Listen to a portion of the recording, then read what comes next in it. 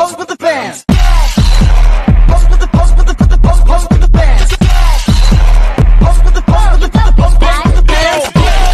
Pose with the bands. Assalamualaikum warahmatullahi wabarakatuh. Shalom, Om Swastiastu, Namo Buddhaya, salam kebajikan, salam maritim. Baik, di sini kami merupakan mahasiswa program studi ilmu hukum, Fakultas Ilmu Sosial dan Ilmu Politik, mahasiswa Universitas Maritim Raja Ali Haji. Tujuan kami membuat video ini adalah untuk pemenuhan tugas akhir semester yang diberikan oleh dosen pengampu Ilhamdak Fatah Kaloko SHMH. Nah, cakupan materi yang kami ambil yang pertama itu ada penanganan perubahan iklim yang mana kami akan mewawancarai. Yang kedua ada energi bersih dan terjangkau. Kami tentu saja akan bertanya serta kami juga akan turun dengan materi ekosistem daratan. Selamat menyaksikan video kami. Bye.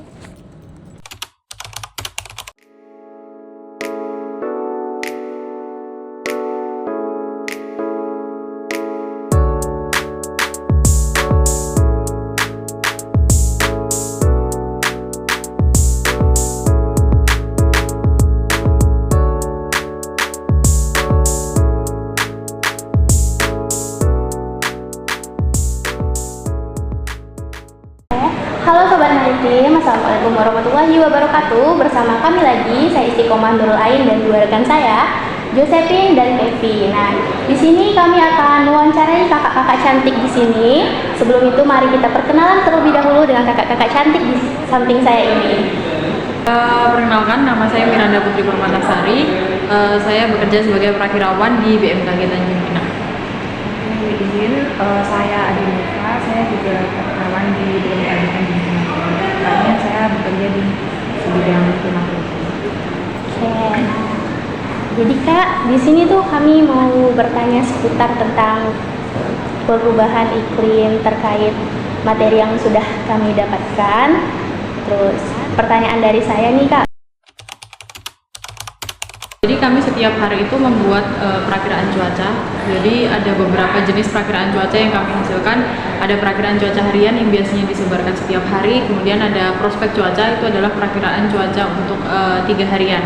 Nah, perakiraan cuaca itu kami memiliki sistem sendiri untuk melaporkannya, yang dimana itu tuh sistem mencakup seluruh Indonesia. Jadi itu mengumpulkan data dari seluruh Indonesia. Dari kami menggunakan sandi-sandi tertentu untuk melaporkan untuk memperakirakan cuaca, kemudian dikirimkan melalui sistem jaringan tersebut, dan juga selain itu perakiraan cuaca tersebut juga disebarkan kepada masyarakat melalui media sosial maupun WhatsApp group yang berisi stakeholder kita yang tentunya langsung disampaikan kepada masyarakat.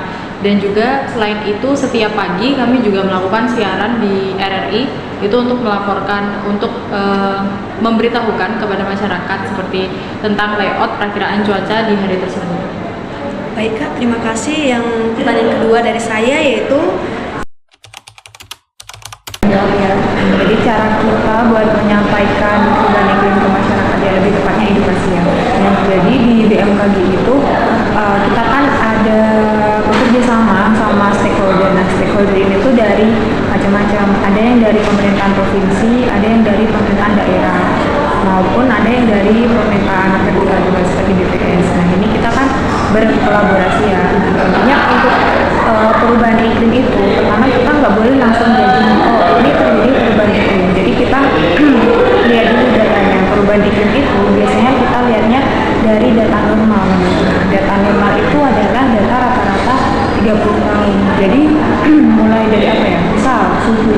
Jadi kita bandingin nih suhunya gimana sih trennya, apakah ada peningkatan.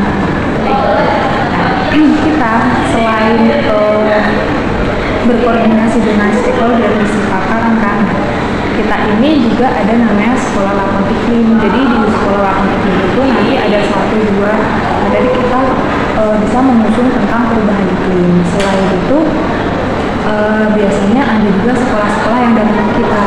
Nah, itu nanti by request. Kadang kita juga bisa menyampaikan tentang perubahan iklimnya di situ.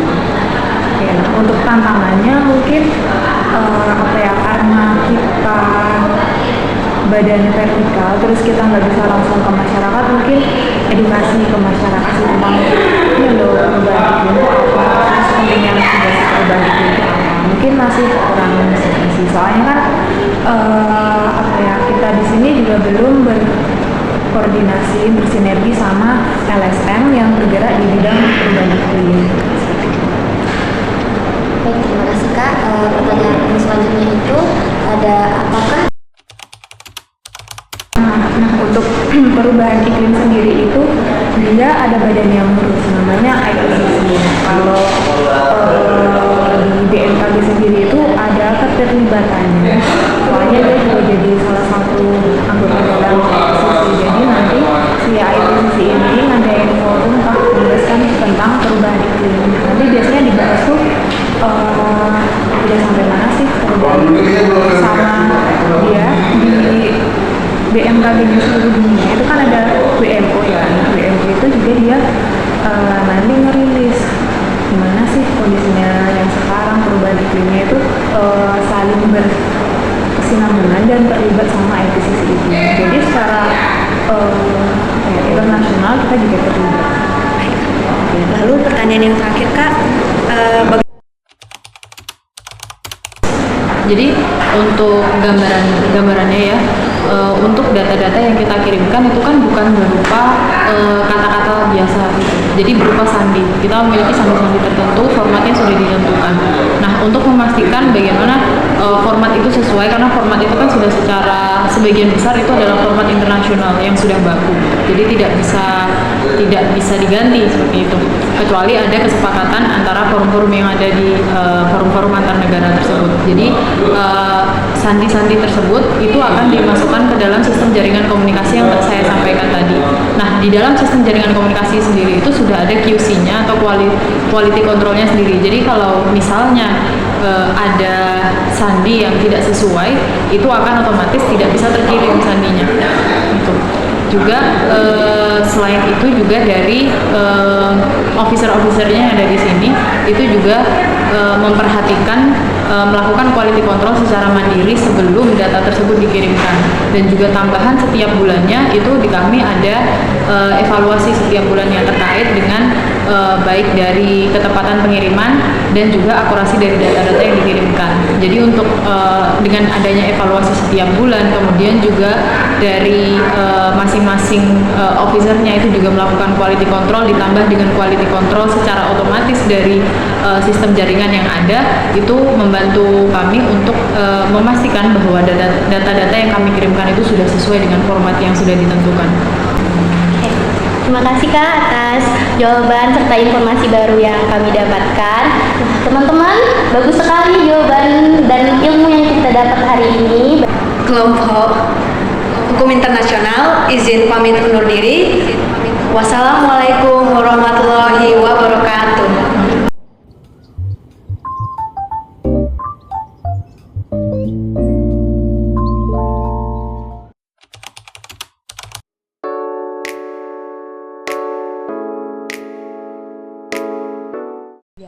Assalamualaikum warahmatullahi wabarakatuh.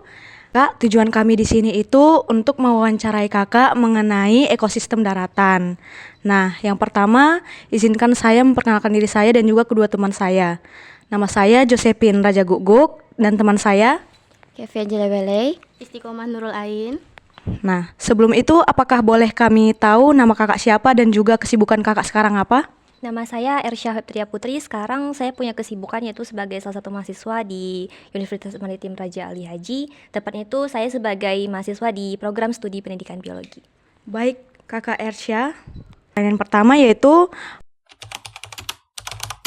Menurut saya, ekosistem daratan itu merupakan suatu sistem yang ada di lingkungan darat, di mana contohnya itu seperti hutan. Kan di hutan itu kan ada kayak berbagai jenis tumbuhan, berbagai hewan juga, tentunya juga dengan adanya berbagai komponen penyusun seperti tanah, air, udara, cahaya matahari.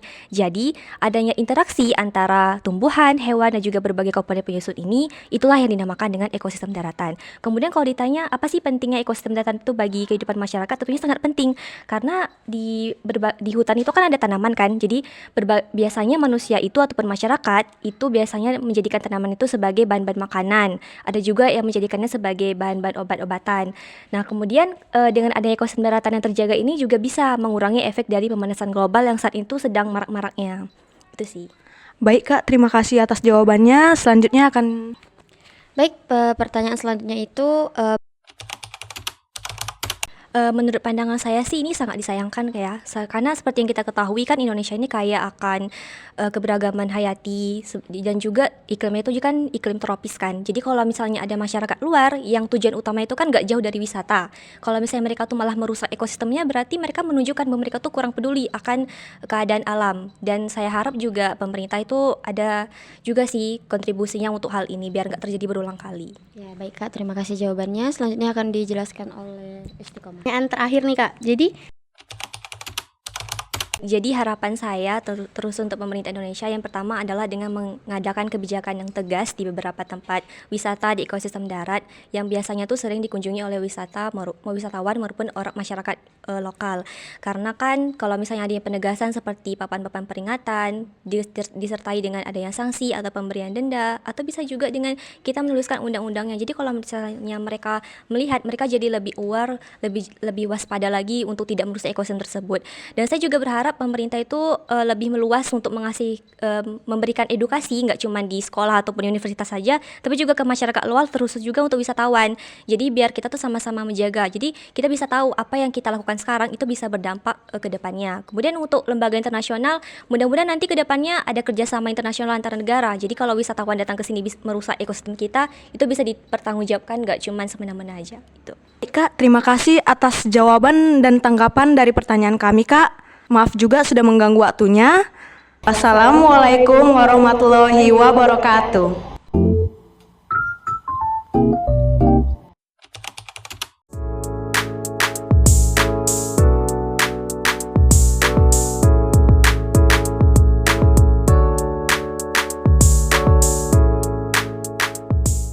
Assalamualaikum warahmatullahi wabarakatuh. Waalaikumsalam warahmatullahi wabarakatuh. Baik, izinkan kami Bu, terima kasih juga sudah menyempatkan waktunya. Di sini tujuan kami itu untuk bertanya kepada Ibu mengenai energi bersih dan terjangkau. Baik Bu, izinkan kami sebelumnya memperkenalkan diri kami. Nama saya Josephine Bu. Nama saya Kevi. Nama saya Istiqomah. Baik Bu, sebelumnya apakah boleh kami mengetahui nama Ibu? Saya Ika. Tugas Ibu di Ika. sini. Saya RT, Ketua RT 04 RW 02. Baik Bu, langsung saja ke pertanyaan yang pertama Bu. Pertama itu Energi bersih itu sepengetahuan saya sumber energi yang dihasilkan dari sumber daya alam yang ramah lingkungan. Terus energi terjangkau itu energi yang mudah diakses dan harganya lebih murah. yang kedua dari saya, pertanyaannya Harganya tuh banyak gitu kan, maksudnya bisa lebih murah, terus energi bersih itu kan tidak habis. Maksudnya kan mereka terus tidak seperti energi fosil kan yang kalau diambil terus kan dia pasti bakal habis. Kalau energi bersih ini kan tidak, karena berasal dari alam. Kayak contoh lampu listrik dari tenaga surya itu kan lebih efisien, tidak harus bayar tiap bulan, ya kan? Ya, menurut saya sih manfaatnya banyak sih untuk kelangsungan hidup. Terus menurut saya juga lebih baik kita tuh mungkin lebih pelan-pelan beralih ke energi bersih. baik untuk pertanyaan terakhir. Mengurangi polusi udara seperti membakar sampah sembarangan, terus mengurangi pembangunan rumah kaca untuk berkebun. Sebaiknya kan tidak perlu pakai rumah kaca, karena kan rumah kaca bisa mengakibatkan kita punya lapisan ozon menipis kan. Terus sinar matahari juga kan pasti nggak bagus bersinar langsung ke kita. Menurut saya sih itu aja untuk menjaga energi bersih di lingkungan sini sih. Karena kalau pabrik kan di sini nggak ada, kan polusi pabrik kan nggak ada di sini. Ya karena itu aja lah menurut saya. Baik Bu, terima kasih atas semua jawabannya. Terima kasih juga sudah menyempatkan waktunya. Maaf juga jika kami ada kesalahan kata. Oke. Wassalamualaikum warahmatullahi wabarakatuh. Baik, sekian video dari kami. Semoga video ini dapat menambah pengetahuan serta wawasan bagi kita bersama dan semoga hasilnya memuaskan. Mohon maaf apabila ada kesalahan kata dan juga informasi. Kami akhiri dengan wabillahi taufik wal hidayah. Wassalamualaikum warahmatullahi wabarakatuh.